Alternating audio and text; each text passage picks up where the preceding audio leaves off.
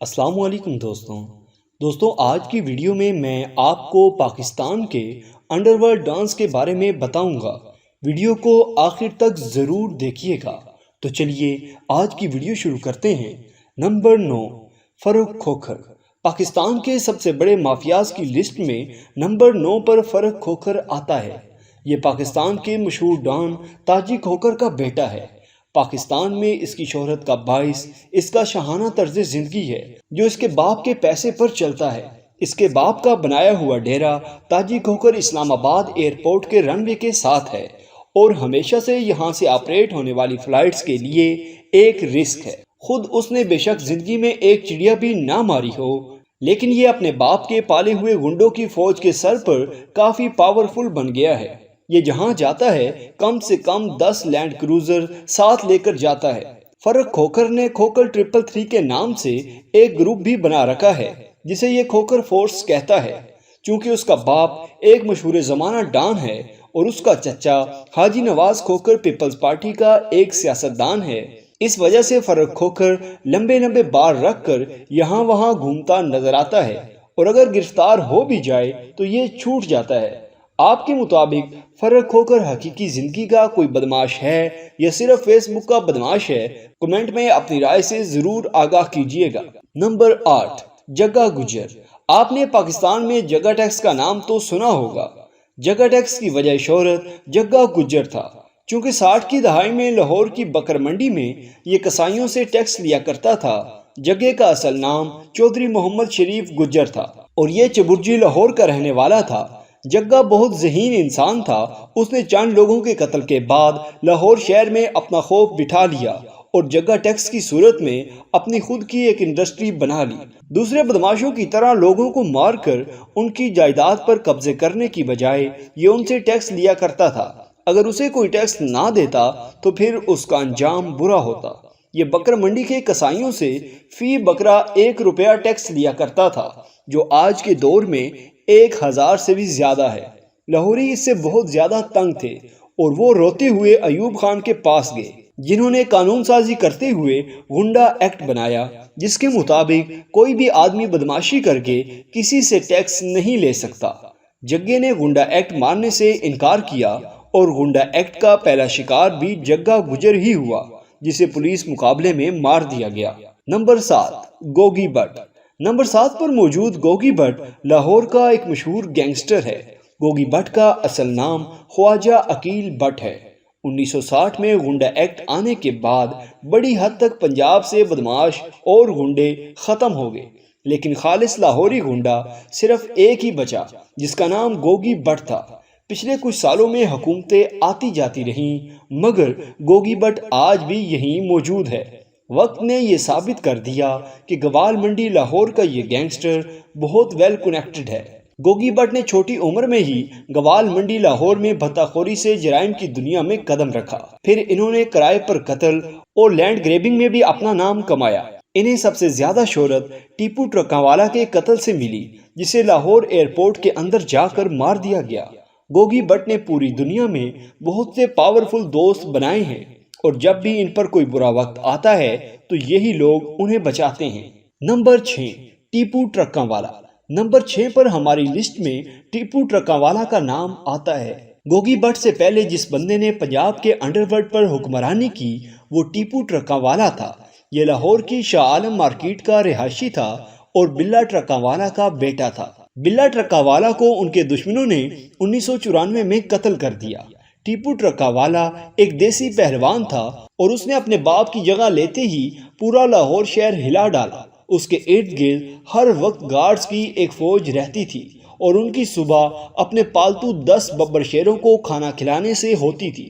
ان کے چاہنے والوں میں بھارتی اداکارہ ارمیلا بھی شامل تھی جو انہیں ملنے لاہور بھی آئی تھی۔ گوال منڈی لاہور کے گوگی بٹ سے ٹیپو ٹرکاوالا کا انڈر ورلڈ میں بڑھتا ہوا اثر و رسوخ برداشت نہ ہوتا تھا۔ ان کے ایک کارندے خرم بٹ نے دبئی سے واپسی پر ٹیپو ٹرکاوالا کو لاہور ایئرپورٹ کی پارکنگ میں مار ڈالا۔ نمبر 5، عابد باکسر۔ ہماری لسٹ میں 5ویں نمبر پر موجود عابد باکسر کسی تعارف کا محتاج نہیں ہے۔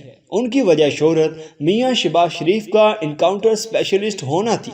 90 کی دہائی میں یہ پنجاب پولیس میں نوکری کرتے تھے اور انہیں یہ نوکری اسپورٹس کوٹے پر ملی کیونکہ یہ ایک باکسر تھے۔ عابد باکسر کا اصل نام عابد حسین قریشی ہے۔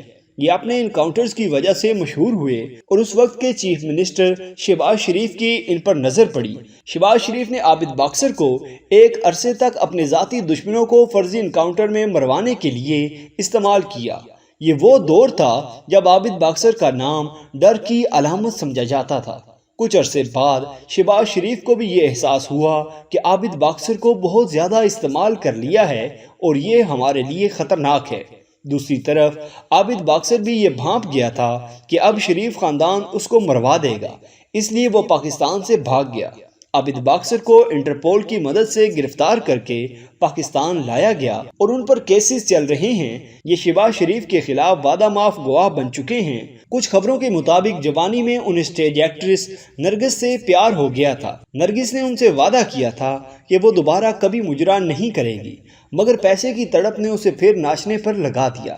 اس بات کا عابد باکسر کو پتہ چلا تو انہوں نے ساری دنیا کے سامنے نرگس کو پکڑ کر اس کی ٹنڈ کر دی۔ نمبر 4، عزیر بلوچ۔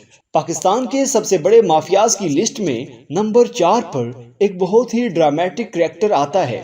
عزیر بلوچ کا پورا نام عزیر جان بلوچ ہے۔ یہ زرداری کے دور میں ہونے والی لیاری گینگ وار کا سب سے بڑا فگر ہے۔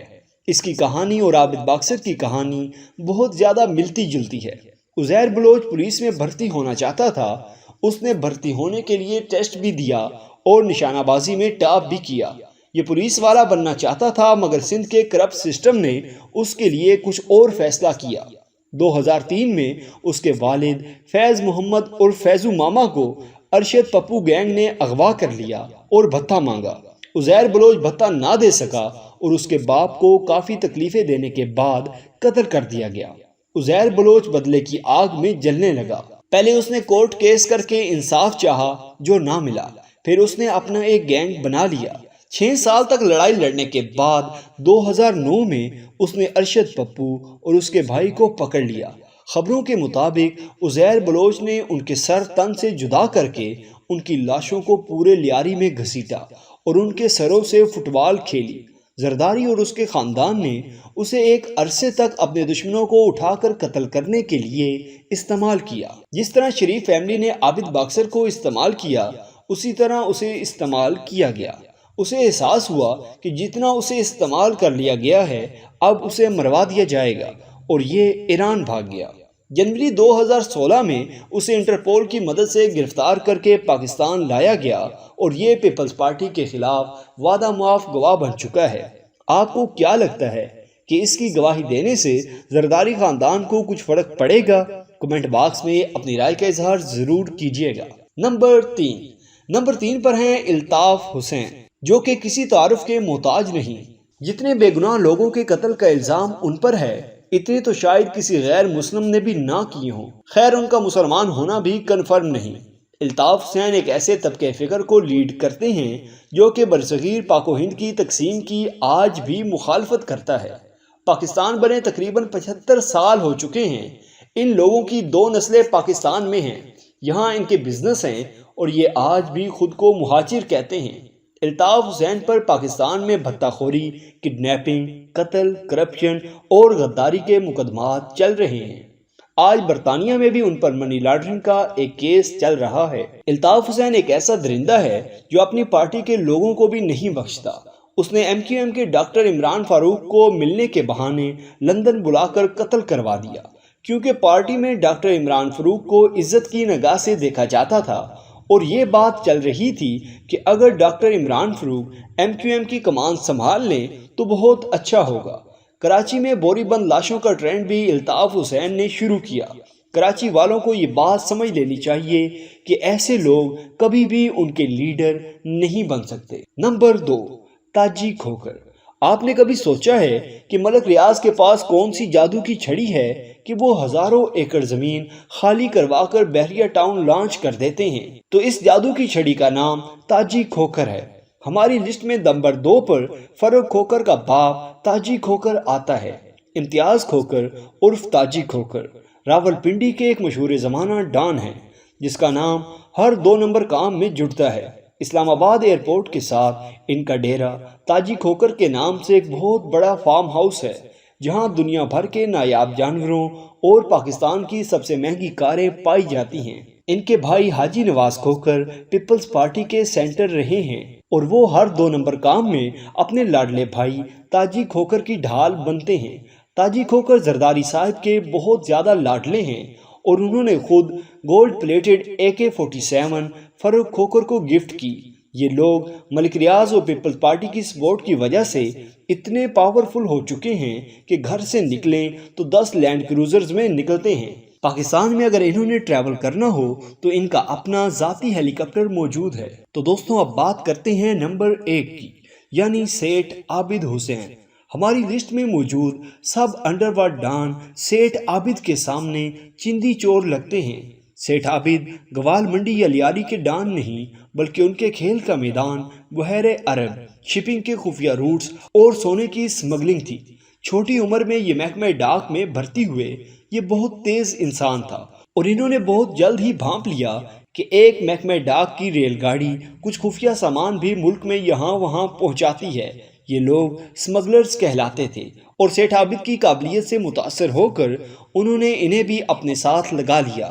آگے چل کر سیٹھ عابد دنیا کے سب سے بڑے سونے کے سمگلر بنے۔ جب پاکستان نے اٹامک پروجیکٹ پر کام کرنا تھا تو امریکہ نے پاکستان میں نیوکلیئر پروسیسنگ یونٹ دینے سے انکار کر دیا۔ یہ سیٹھ عابد ہی تھے جو آسٹریلیا سے یہ سسٹم اٹھا کر سمندر کے پانیوں میں سے ہوتے ہوئے اپنے خفیہ روٹس کا استعمال کر کے اسے پاکستان لائے تھے۔